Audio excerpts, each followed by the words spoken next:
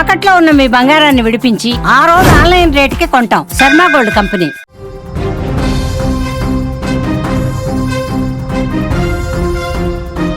ప్రపంచం ఒక యుద్ధం ముగిసిందని ఊపిరి పీల్చుకుంటున్న తరుణంలో మరో పాత యుద్ధం ఇప్పుడు మళ్ళీ విస్ఫోటనంలా మారింది.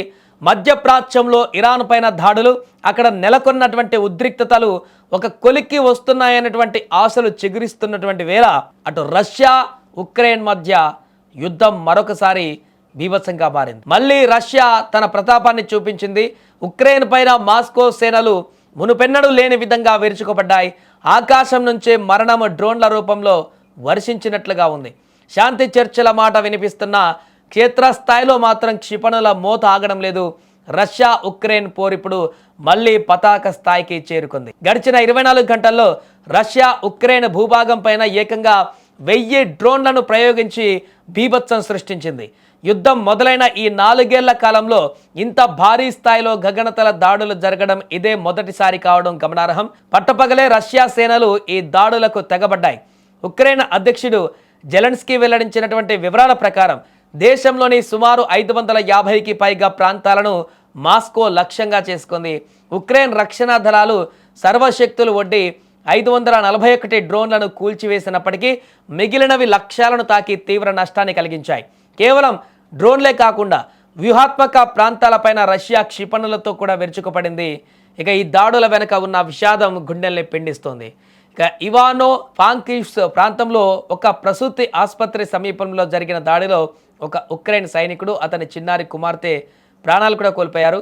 తన భార్య కొద్ది రోజుల క్రితమే ఒక మగబిడ్డకు జన్మనివ్వడంతో వారిని చూసేందుకు ఆ సైనికుడు తన కూతురుతో కలిసి ఆసుపత్రికి వెళ్తుండగా ఈ యొక్క బాంబులు వారిని బలి తీసుకున్నాయి.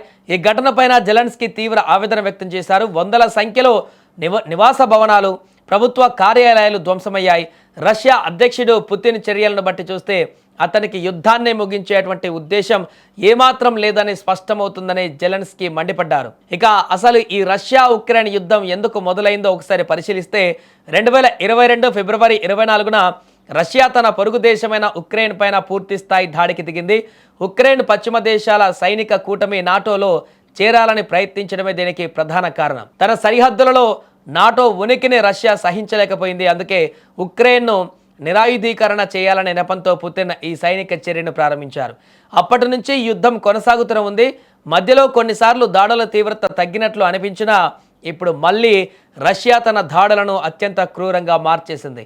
ప్రస్తుత ప్రపంచ పరిస్థితులను గమనిస్తే ఒకవైపు ఇరాన్ చుట్టూ తిరుగుతున్న రాజకీయాలు, మరోవైపు రష్యా మొండితనం మానవాళిని భయపెడుతున్నాయి. ఇరాన్ విషయంలో ఇజ్రాయెల్ మరియు ఇతర దేశాల జోక్యం వల్ల అక్కడ నిరంతర యుద్ధమేఘాలు కమ్ముకున్నాయి.